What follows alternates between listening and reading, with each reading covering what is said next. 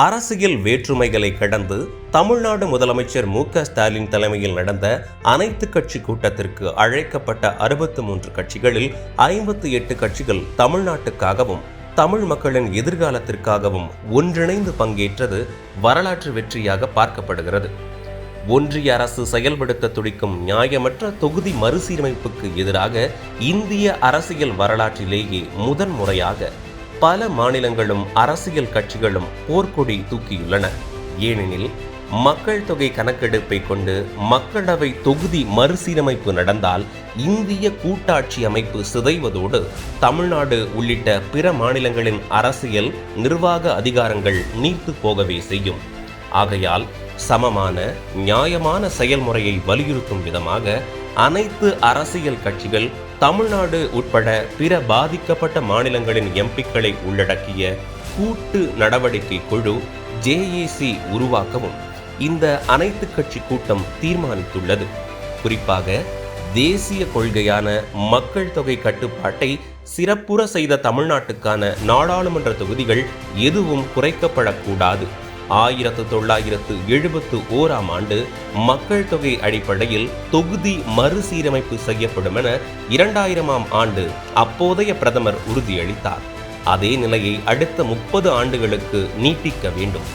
எம்பிக்களின் எண்ணிக்கையை அதிகப்படுத்தினால் 1971 கணக்கெடுப்பை கொண்டு தமிழ்நாட்டுக்கு நியாயமான மக்களவை தொகுதிகளை ஒதுக்க வேண்டும்.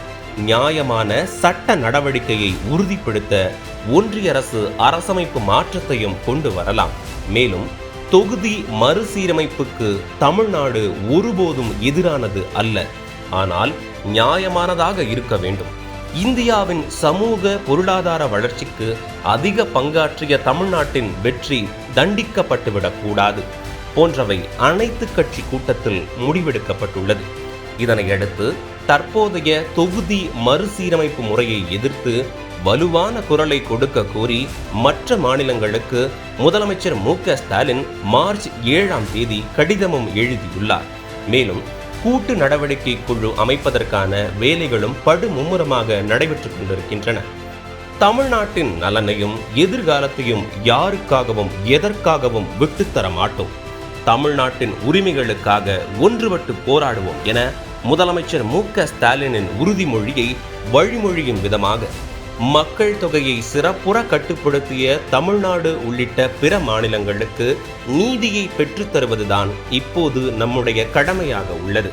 இதனை தமிழ்நாட்டின் ஒவ்வொரு மூலை முடுக்குகளிலும் பரவச் செய்து நியாயத்துக்காக போராடவும் குரலை பதிவு செய்யவும் ஒன்றிணைய செய்வோம். அனைத்து கட்சி கூட்டத்தின் வெற்றியை இமாலய வெற்றியாக மாற்றி காட்டுவோம். தமிழ்நாடு போராடும், தமிழ்நாடு வெல்லும்.